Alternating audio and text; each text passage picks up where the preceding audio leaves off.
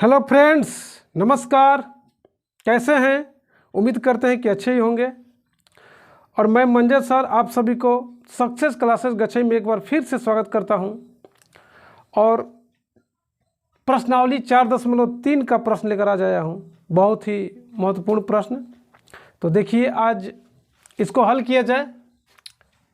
द्विघात समीकरण 2x² घटाव 7x जोड़ 3 बराबर 0 का यदि मूलों का अस्तित्व हो तो उन्हें सूत्र विधि से ज्ञात कीजिए। जी हाँ, बहुत ही वीवीआई प्रश्न। सबसे पहले इस समीकरण का मूलों का अस्तित्व, पहले अस्तित्व यानी प्रकृति ज्ञात करनी है। यदि उसके बाद मूलों का अस्तित्व ज्ञात करने के बाद है कि नहीं है, बनाने के बाद पता चलेगा। चलिए आगे बताते हैं। हल। सबसे पहले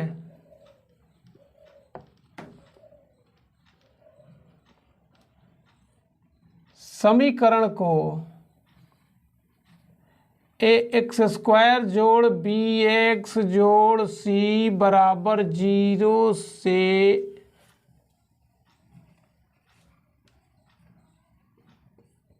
तुलना करने पर, ठीक,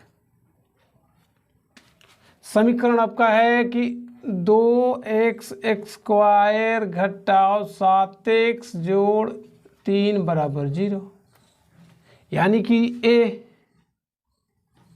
a बराबर 2, b बराबर घटाव 7 और c बराबर 3। मूलों का अस्तित्व यानी कि डिस्क्रिमिनांट, जिसे हिंदी में विविक्तकर बोला जाता है या विवेचक। तो इसके लिए मूलों का अस्तित्व ज्ञात करने के लिए हमें d बराबर सूत्र होता है b² घटाव 4ac। इसको आपको याद करना पड़ेगा।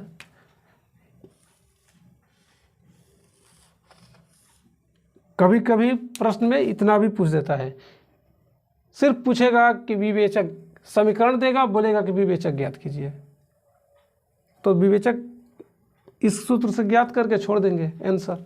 कभी कभी बोलेगा कि सिर्फ मूलों का अस्तित्व ज्ञात कीजिए, तो मूलों का अस्तित्व ज्ञात करने के बाद आगे बताएंगे। चलिए क्या करना पड़ेगा।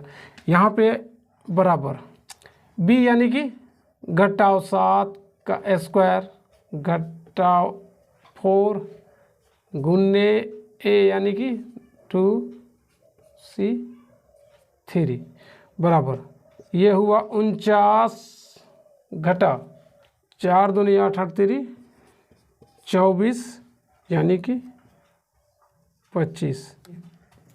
ये आपका यानी कि विवेचक डिस्क्रिमिनांट हमारा 25 आ गया।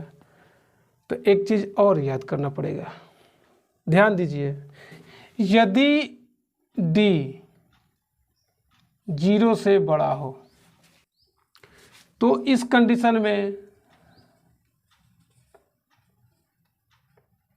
समीकरण के दोनों मूल्य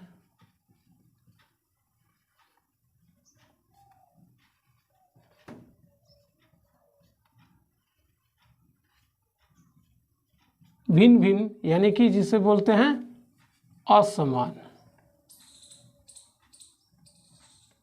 ऑब्जेक्टिव क्वेश्चन के लिए भी ध्यान दीजिएगा। यदि d का मान 0 से बड़ा है, यानी कि यहाँ पे देखिए d का मान 25 जो कि 0 से बड़ा है, तो इस कंडीशन में समीकरण के दोनों मूल भिन्न भिन्न या असमान होंगे। फिक्स है कि इसका है। इसको आपको याद करना पड़ेगा। तीनों हम लिख देते हैं, 3 कंडीशन होते हैं। यदि d 0 से छोटा हो तो इस कंडीशन में समीकरण का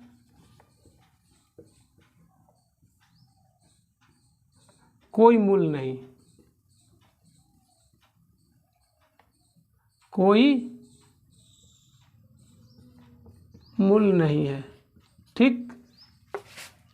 यदि d का मान कभी कभी 0 के बराबर आ जाता है, यहाँ पे हल करेंगे, यहाँ 25 जैसे क्या है वहाँ पे 0 आ जाएगा। तब 0 जब आएगा तो उसके लिए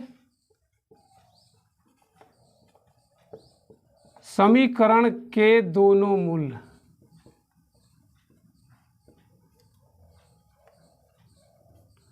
बराबर यानी कि समान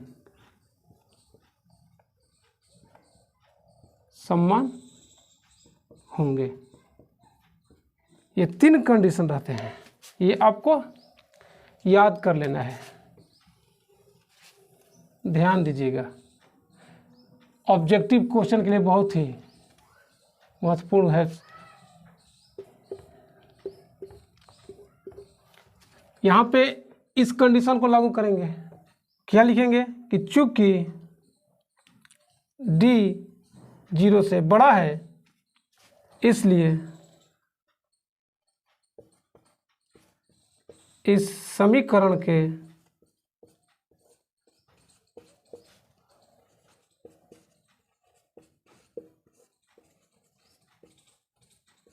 दोनों मूल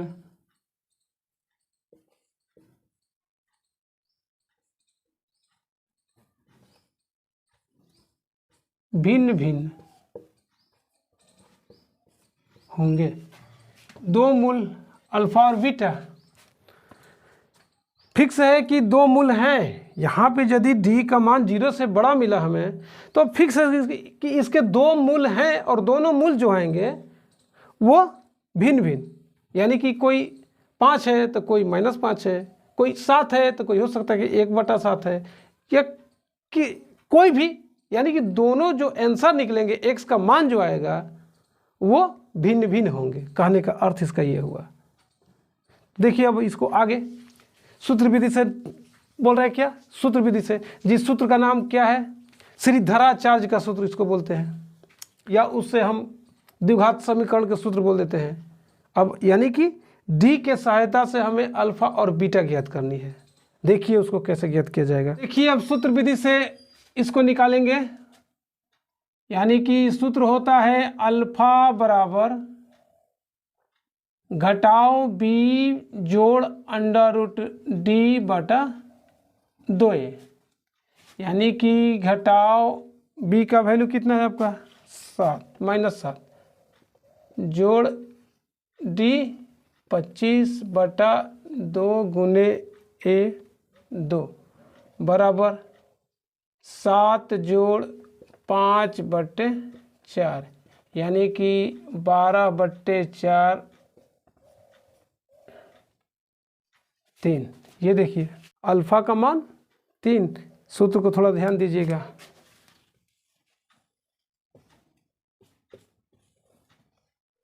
ये अल्फा निकालने का श्रीधराचार्य के सूत्र बोलते हैं।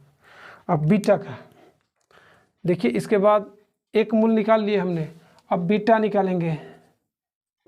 घटाओ b घटाओ √d/2 है, बस इसमें यहाँ पे जोड़, यहाँ पे इसमें घटाओ, बाकी कहीं चेंजिंग नहीं।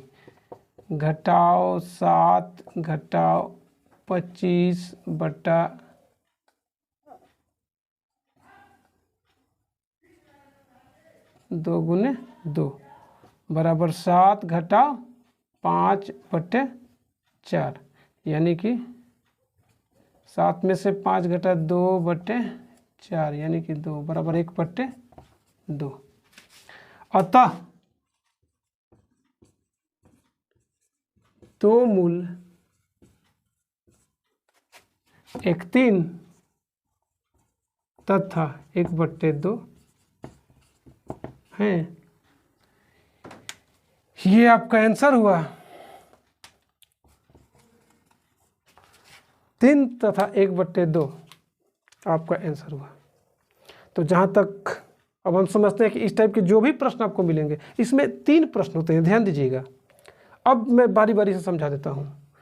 यदि आएगा सिर्फ विवेचक ज्ञात कीजिए, यदि पूछेगा कि समीकरण देकर पूछेगा कि इस समीकरण का विवेचक या विविधकर ज्ञात कीजिए, दोनों एक ही चीज़ है, तो ये सारे मेथड से चलेंगे, यहाँ तक आएंगे। विवेचक ज्ञात करें यानी कि डी ज्ञात करें, यहाँ पे आंसर लिख देंगे। ठीक, एक प्रश्न हुआ। दूसरा प्रश्न पूछेगा कि मूलों का अस्तित्व ज्ञात करें। मूलों का अस्तित्व, मूल नहीं, मूल ज्ञात करने को नहीं बोलेगा, केवल बोलेगा कि मूलों का अस्तित्व ज्ञात करें। तो उसके लिए एक स्टेप बढ़ेंगे। मूलों का अस्तित्व इसको बोलते हैं। जो तीनों फॉर्मूला में हमने लिखवाया है उसको याद करना पड़ेगा आपको मूलों के अस्तित्व बताने के लिए। ठीक, ये हुआ। नंबर 3 आता है कि उन्हें सूत्र विधि से ज्ञात कीजिए। यदि सूत्र विधि से ज्ञात करने को बोल दिया तब जाके हम अल्फा और बीटा निकालेंगे। एक प्रश्न में 3 प्रश्न होते, ध्यान दीजिएगा, यहाँ पे लड़के फंसते हैं। यदि मूलों का अस्तित्व पूछा तो इतना, मूल ज्ञात करें, मूल ज्ञात करें, मूलों के अस्तित्व ज्ञात करें तो अस्तित्व ज्ञात करें। और इस प्रश्न में है कि मूलों का अस्तित्व हो तो पहले, इसलिए मैंने इसको पहले जांच किया है कि मूलों का अस्तित्व है कि नहीं है, यानी कि है तब जाके ज्ञात किया है। यदि यहाँ पे मेरा माइनस आ गया होता तो माइनस आ गया होता तो डायरेक्ट लिखते क्या कि d लेस देन 0, d का मान 0 से छोटा है, यानी कि कोई मूल नहीं है। तो अल्फा बीटा है कहाँ, निकालेंगे ही नहीं। इसको ध्यान दीजिएगा। तो अब आप समझ चुके होंगे। इस वीडियो को लाइक, कमेंट्स एंड शेयर कीजिए। जो भी विद्यार्थी नए हैं चैनल को सब्सक्राइब करें। धन्यवाद।